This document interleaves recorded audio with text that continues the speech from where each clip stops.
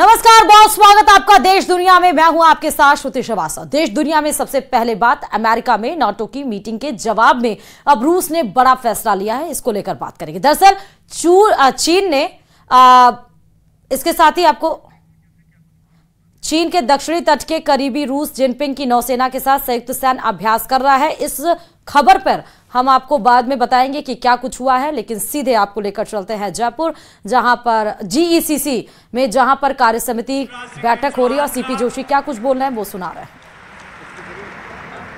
और अभी जिन्होंने 6 महीने के अंदर भाजपा ने जो संकल्प पत्र बनाया, आपने जो संकल्प पत्र बनाया, 6 माह के अंदर जिन्होंने 45% काम करके राजस्थान की जनता को समर्पित कर दिया। और इस बजट में जनता तो अभिवादन कर रही है, कांग्रेस के लोग भी मेज थपा रहे। ऐसे ऐतिहासिक बजट देने वाले प्रदेश के यशस्वी मुख्यमंत्री आदरणीय भजन लाल जी शर्मा साहब,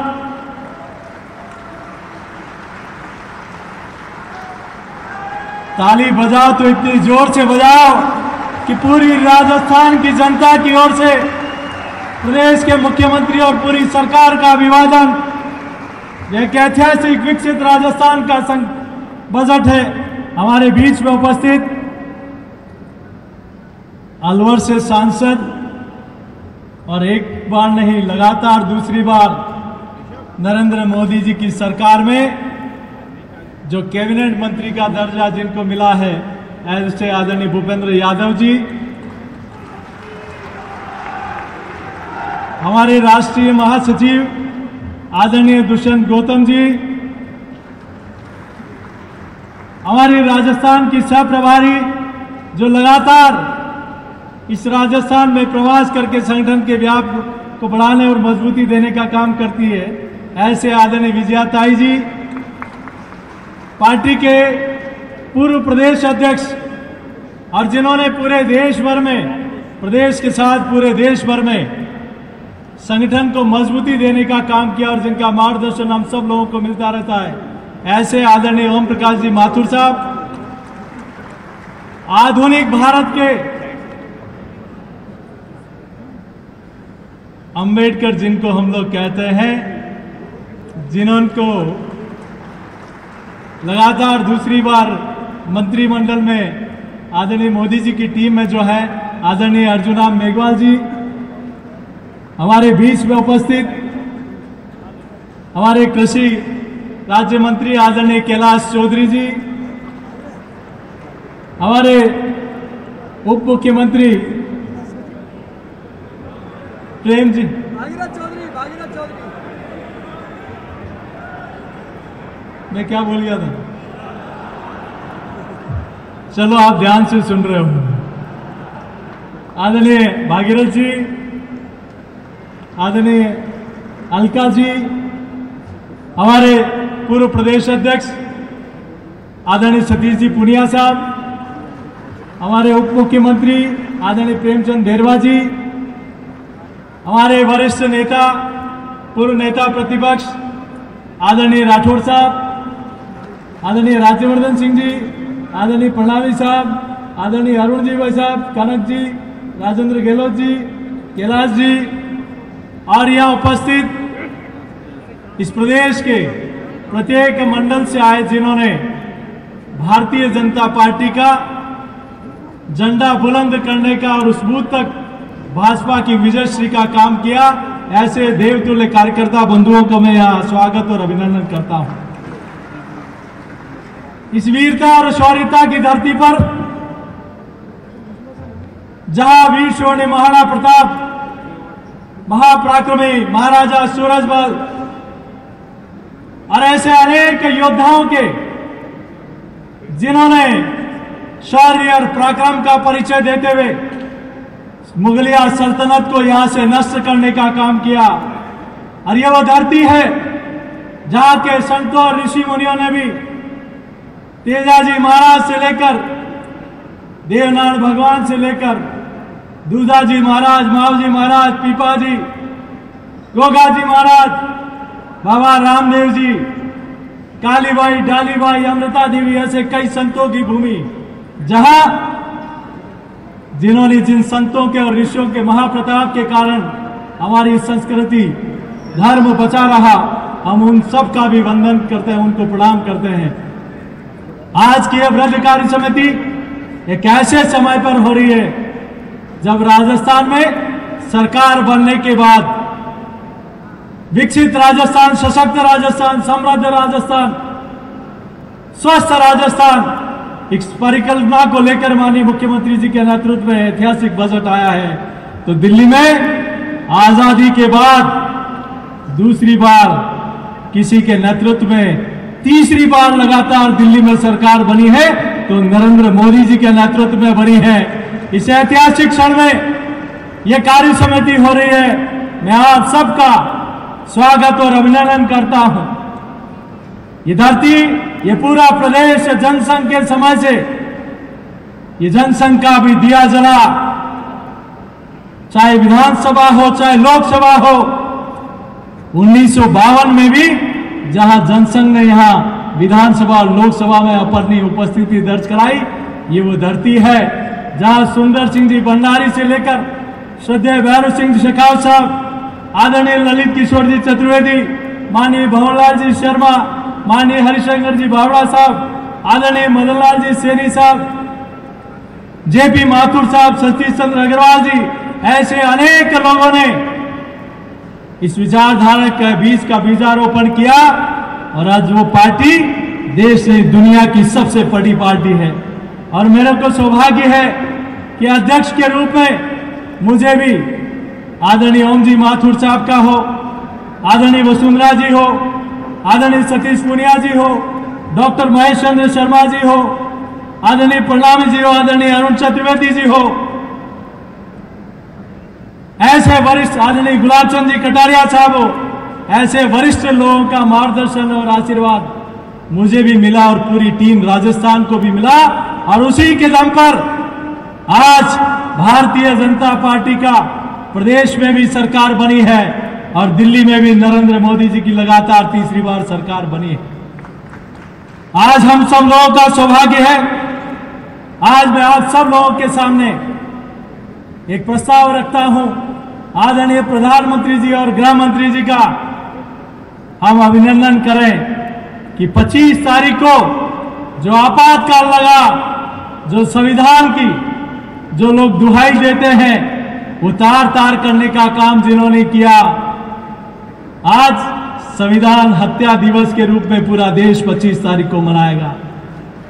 ये उन लोगों ने जिन लोगों के ऊपर इमरजेंसी लगाई, मीडिया पर प्रतिबंध लगाया, अनेक हमारे विचारधारा के लोगों को जेल में ठूस दिया, ये उन लोगों को श्रद्धांजलि देने का दिवस है। और आदरणीय मुख्यमंत्री जी, मैं आपका भी धन्यवाद अर्पित करता हूं कि आपने उन मीसाबंदियों की फिर से पेंशन चालू करने का काम किया। हम सब लोग आदरणीय प्रधानमंत्री जी और गृह मंत्री जी को दोनों हाथ खड़ा करके पूरा सदन इसके लिए संविधान हत्या दिवस का गजट नोटिफिकेशन कल ही निकला, हम भारत सरकार का वंदन करते हैं, अभिनंदन करते हैं। बंधुओं, हम सब लोग उस पार्टी के कार्यकर्ता हैं जो एक विचार आधारित सिद्धांतों और आदर्शों पर चलने वाली पार्टी है। पीसीसी हॉल में जहां पर कार्य समिति का बैठक हो रही है और वहां पर मौजूद सभी लोगों का किस तरह से शुक्रिया अदा किया प्रदेश अध्यक्ष सीपी जोशी ने, साथ ही प्रधानमंत्री और गृह मंत्री का भी शुक्रिया अदा किया। अब खबरों में आगे बढ़ते बताते चलें कि अमेरिका में नाटो की मीटिंग के जवाब में अब रूस ने बड़ा फैसला लिया है। दरअसल चीन के दक्षिणी तट के करीब रूस जिनपिंग की नौसेना के साथ संयुक्त सैन्य अभ्यास कर रहा है और इसके साथ जापान ने रूस के साथ चीन के मजबूत संबंधों से बढ़ते खतरे को लेकर चेतावनी दी है। देखिए रिपोर्ट।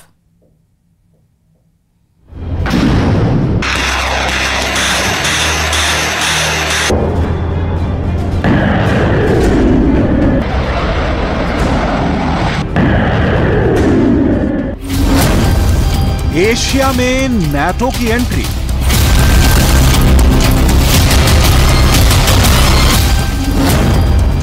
चीन का काम खल्लास,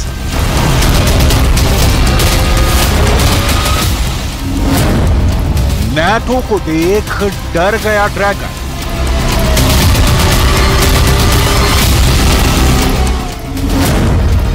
विस्तारवाद का अंत तुरंत।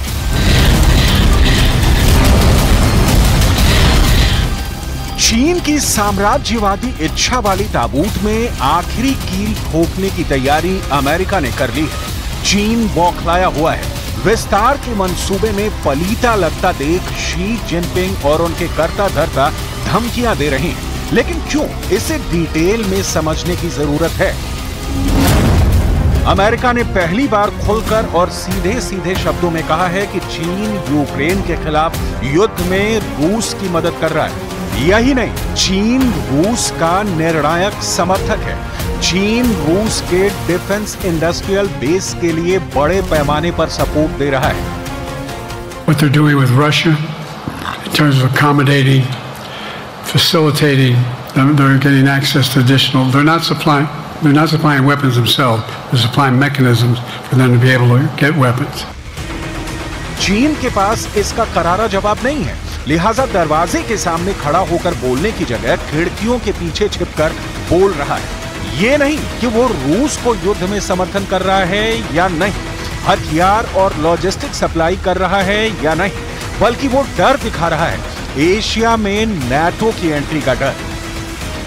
北约华盛顿峰会宣言渲染亚太地区紧张局势，充斥着冷战思维和好战的言论，涉华的内容充满了偏见、抹黑和挑衅。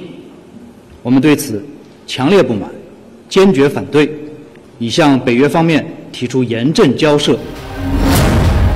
पश्चिमी देशों ने पहले भी बीजिंग पर ड्रोन और मिसाइल तकनीक और सैटेलाइट इमेजरी को मॉस्को को ट्रांसफर करने का आरोप लगाया है। अमेरिका का अनुमान है कि रूस के आयात किए जाने वाले करीब 70% टूल्स और 90% इलेक्ट्रॉनिक्स अब चीन से आते हैं। चीन नाटो देशों को दुर्भावनापूर्ण साइबर और हाइब्रिड गतिविधियों, जिसमें गलत सूचना भी शामिल है, का संचालन करने का भी आरोप लगा था।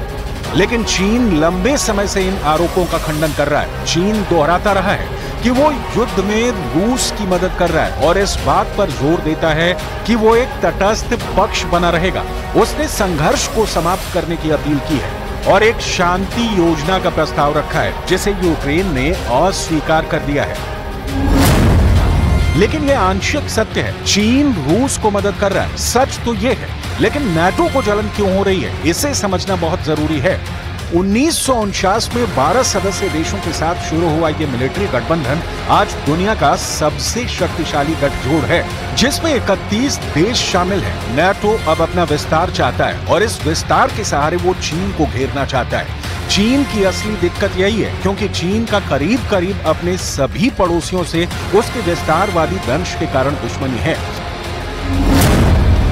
चाहे वो फिलीपींस हो, वियतनाम हो, जापान हो, दक्षिण कोरिया हो, ताइवान हो, भारत हो या लाओस या कंबोडिया हो। नाटो जो है एशियन कंट्रीज को भी अपने साथ लेना चाहता है, जिस प्रकार से वो चाहते हैं कि साउथ कोरिया, जापान और ऑस्ट्रेलिया और न्यूजीलैंड जैसे या वियतनाम जैसे देश उसके साथ मिलें, क्योंकि वो एक हेगेमनी जो चीन पैदा कर रहा है इंडो पैसिफिक में, उसको चैलेंज करें। और ये लगता है कि आने वाले समय में ये कार्रवाई हो सकती है। और अगर चीन के दबदबे को चैलेंज करना है तो सभी देशों को मिलना पड़ेगा। इन सारे देशों में किसी की जमीन पर, किसी के आइलैंड पर तो किसी की संप्रभुता को तबाह करने के लिए चीन की चालें पूरी दुनिया जानती है। इन देशों पर अमेरिका नाटो में शामिल होने के लिए डोरे डाल रहा है। इनमें से एक भी देश ने अगर नाटो का न्योता कबूल किया तो चीन के लिए आफत होगी। चीन को पता है कि एशिया में किसी भी तरह नाटो की एंट्री का मतलब होगा चीन से सीधा टकराव।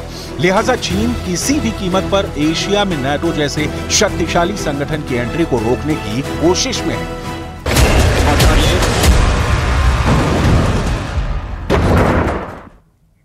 और अब बात चीन में तूफान, बारिश और बाढ़ ने बड़ी तबाही मचाई है। दरअसल दक्षिण चीन में भारी बारिश, तूफान और भूस्खलन से स्थिति काफी ज्यादा खराब हो गई है। लोगों के सामने जरूरी सामान की किल्लत होने लगी है। इसी पर देखिए रिपोर्ट। और सैलाब की उफनती लहरों ने मजबूत सड़कों को धराशायी करके रख दिया। चीन के पहाड़ी इलाके से सामने आई एक तस्वीर में दिखा कि एक सड़क का हिस्सा दरिया में समा गया। ऐसा लगा मानो पानी की तेज धार कुछ ही देर में पूरी सड़क को अपने साथ बहा ले जाएगी। इस दौरान उस सड़क से गुजरने वाले कई लोगों की गाड़ियां फंसी नजर आईं, जबकि एक दूसरी तस्वीर में एक भारी भरकम गाड़ी किसी कागज की नाव जैसी दिखाई दी, क्योंकि पानी की ताकतवर लहरें उसे बहा कर ले गईं। रिहायशी इलाकों को देखकर ऐसा लगा जैसे वहां समंदर घुस आया हो। कंक्रीट की इमारतें बाढ़ के सामने बेबस साबित हुई। सड़कों पर इतना पानी भर गया कि वहां खड़ी कई गाड़ियों की सिर्फ छत ही डूबने से बची। दक्षिण पश्चिमी चीन के चोंगशिंग इलाके में तूफान और बारिश ने सबसे ज्यादा कोहराम मचाया, लेकिन राहत का काम करने वाली टीम ने हिम्मत नहीं हारी। उनमें एक राहत कर्मी कंधे पर एक बच्ची को उठाकर उसे घर से सुरक्षित बाहर निकालते नजर आए। और सिर्फ चीन में ही नहीं बाढ़ ने तबाही मचाई, बल्कि भारत के उत्तर प्रदेश से लेकर बिहार और गुजरात तक बारिश और बाढ़ से कोहराम मचा है। इन 8 तस्वीरों में आपको दिखाएंगे कि कैसे चारों तरफ जल प्रलय दिख रहा है। उत्तर प्रदेश के गोरखपुर में बाढ़ के पानी ने जब कब्जा किया तो बच्चे नाव से स्कूल जाते दिखे। उधर कुशीनगर में मूसलाधार बारिश से जनजीवन अस्त व्यस्त हो गया। पीलीभीत और हरदोई में भी बाढ़ से लोग परेशान दिखे। उत्तर प्रदेश जैसा हाल बिहार में भी नजर आया। वहां के कई जिले बाढ़ की चपेट में हैं। गुजरात के वलसाड में अहमदाबाद मुंबई नेशनल हाईवे पर पानी भर गया, जिसकी वजह से लोगों को मुश्किलों का सामना करना पड़ रहा है। तो पीलीभीत, कुशीनगर, गोरखपुर, बिहार के ये तमाम, रोहतास हो गया, सहरसा हो गया, पूर्णिया हो गया, वलसाड हो गया, उत्तर प्रदेश और बिहार और गुजरात में आप देख सकते हैं बाढ़ से जीवन किस तरह अस्त व्यस्त नजर आ रहा है। किस तरह बच्चों को स्कूल जाने में परेशानी हो रही है। एक्सप्रेसवे पे पानी भर गया तो आवाजाही गाड़ियों की रुक गई है।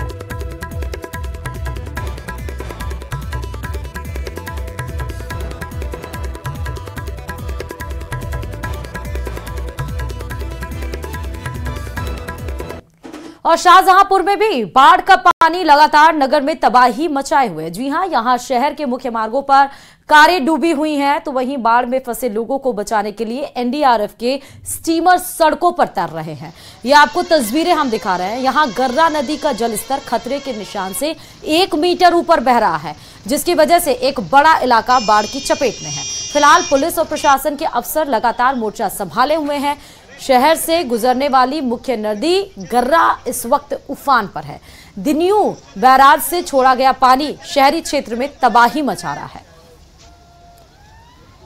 तो दियोनी से छोड़ा गया जो पानी है वो किस तरह से तबाही मचा रहा है, उसकी एक झलक आपके टीवी स्क्रीन पर है। उत्तर प्रदेश के शाहजहांपुर में मानो ऐसा लग रहा हो कि रोड नहीं, ये तालाब ही था। जिस तरह से जो बाढ़ की स्थिति है, पानी कमर से ऊपर बह रहा है और ये दर्रा नदी 1 मीटर ऊपर, जो स्केल बार है उससे 1 मीटर ऊपर बह रही है। तो आप देख सकते हैं कि किस तरह भारी परेशानी का सामना करना पड़ रहा है। हालांकि एनडीआरएफ एसडीआरएफ की टीमें कड़ी मशक्कत के बाद लोगों को बचाने की कोशिश कर रही है, लेकिन लोग भी यहाँ पर एक दूसरे का हाथ थामे उस बाढ़ से निकलने की कोशिश जरूर करते हुए नजर आ रहे हैं।